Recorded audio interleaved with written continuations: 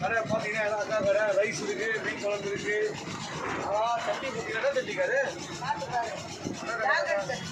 கார்கட் சட்னியா?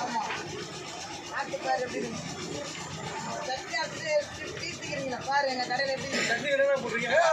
பார்த்தீங்களா குப்பீர் கோமாளி போட்டேன். சொல்லுங்க எல்லாருமே வராங்க உள்ள. ஜூமாப்பா நம்ம கிட்ட வா. பார்த்தீங்களா எவ்வளோ பாசமா அக்கா குப்பீர் கோமாளி படத்தை வச்சுருக்காங்க, அருமையாக வச்சுருக்காங்க. நடுவில் உட்காந்துருக்காங்க பார்த்தீங்களா?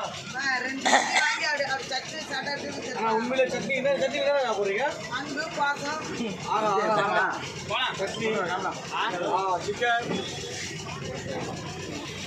குழம்பு கடப்பா பாரு, எல்லா ஐட்டமும் இருக்கு. கடை எங்கதமா இருக்கு?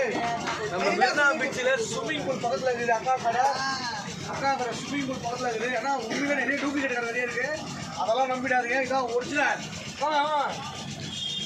டூப்ளிகேட் கடை நிறைய இருக்குது, அதெல்லாம் நம்பிடாதீங்க. இதான் ஒரிஜினல் ஓஜி சம்பவம் இதான் தலை.